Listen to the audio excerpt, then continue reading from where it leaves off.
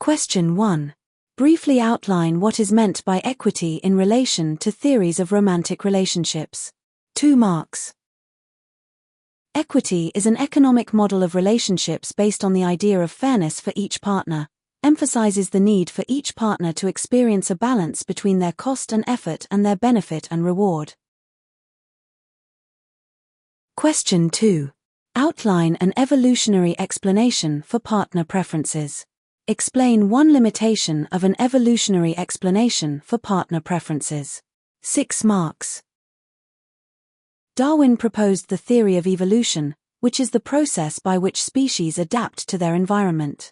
Over time, random mutations in genes that are advantageous to the animal become more widespread. This can occur through sexual selection, where competition for mates between individuals of the same sex affects the evolution of certain traits. Any physical traits that enhance reproductive success will gradually be passed down.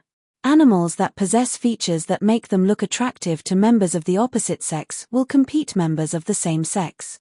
The mutation increases the animal's attractiveness to potential mates, which also increases the likelihood the animal will reproduce and pass on its genes.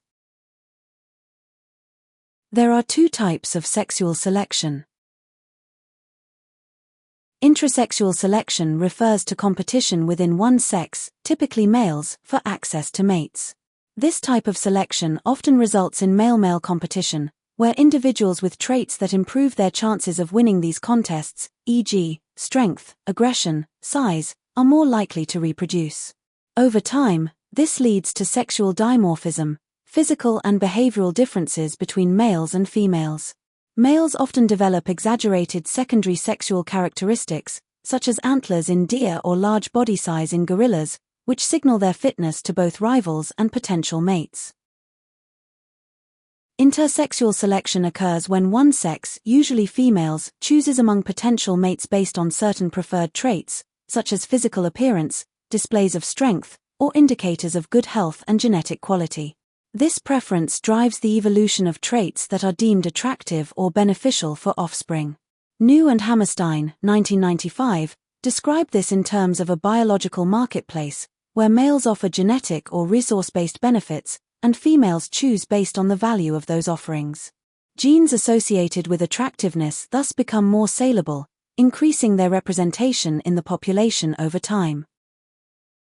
A limitation of sexual selection theory is that it overlooks sociocultural influences.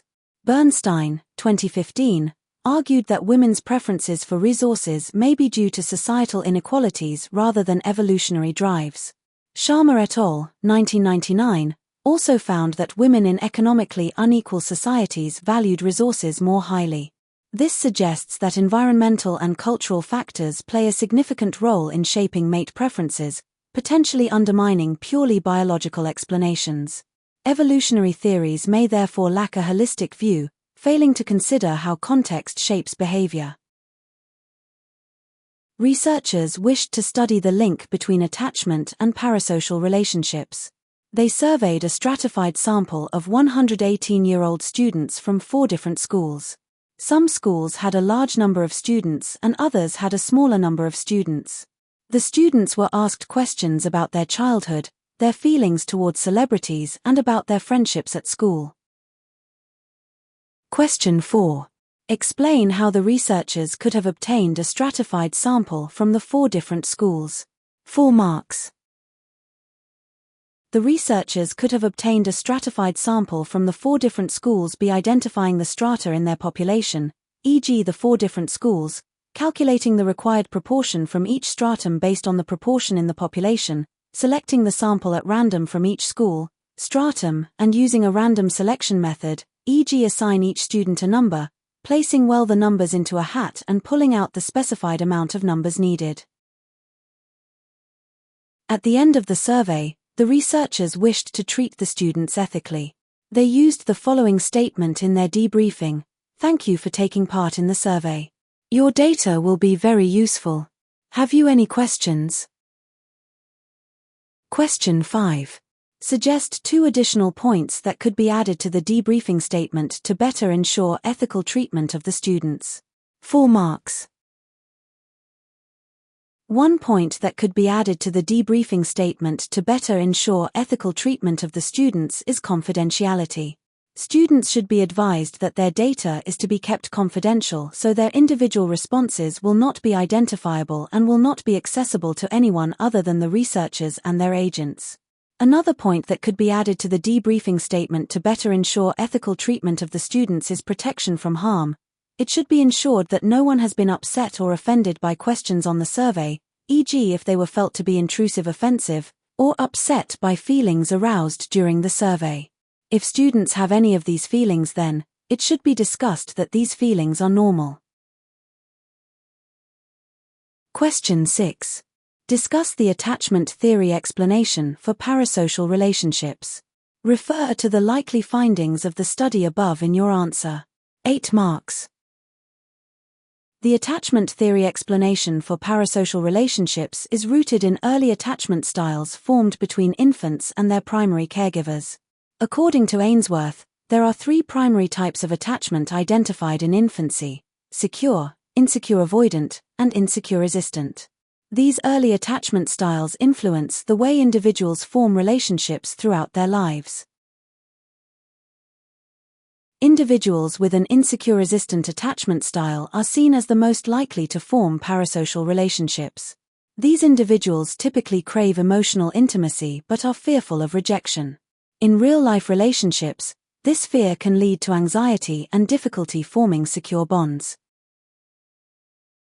Parasocial relationships, one-sided, emotionally invested relationships with media figures such as celebrities, provide a safe alternative.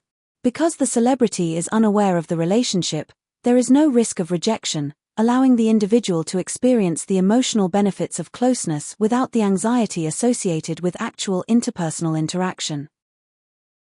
Individuals with secure attachment styles are generally less likely to form parasocial relationships. Having been raised by loving and responsive caregivers, they typically develop into adults who are comfortable with intimacy and capable of forming healthy, reciprocal relationships in real life. As a result, they do not feel the need to seek emotional fulfillment through one-sided, parasocial bonds. On the other hand, individuals with an insecure avoidant attachment style tend to avoid emotional intimacy altogether. Often raised by caregivers who were emotionally distant or rejecting, they may grow up with trust issues and discomfort around close relationships. Because of their tendency to suppress emotional needs and avoid closeness, they are also unlikely to engage in parasocial relationships, which, despite being one-sided, still involve emotional investment and intimacy. According to attachment theory, students who reported a happy and secure childhood would have positive relationships with friends. These students would also be less interested in celebrities because they did not have an unfulfilled need for attachment. A strength of the attachment theory explanation is that it is supported by research evidence linking insecure attachment styles to more intense parasocial relationships. For example, Cohen, 2004, studied 381 adults and found that those with anxious ambivalent attachment styles anticipated the most negative emotional responses, such as sadness, anger, and loneliness, when their favorite TV characters were removed. This supports the idea that individuals with insecure attachment styles are more likely to form parasocial relationships as a substitute for real-life attachments, consistent with Bowlby's theory of attachment, which suggests that early attachment issues create difficulties in forming healthy adult relationships. Parasocial bonds thus provide a safe base that compensates for this.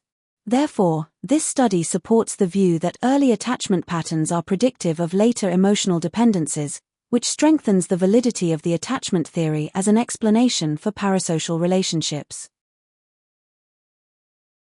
A limitation of the attachment theory explanation is that some studies have failed to find a link between attachment style and parasocial relationships. McCutcheon et al., 2006, studied 299 participants and found no significant correlation between insecure attachment styles and attraction to celebrities. This contradicts the central claim of attachment theory that insecure resistant individuals are more likely to form parasocial attachments.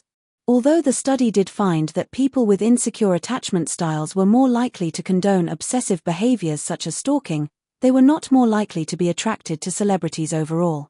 This undermines the explanatory power of the attachment theory, suggesting it may not be a universally applicable explanation for all types of parasocial relationships.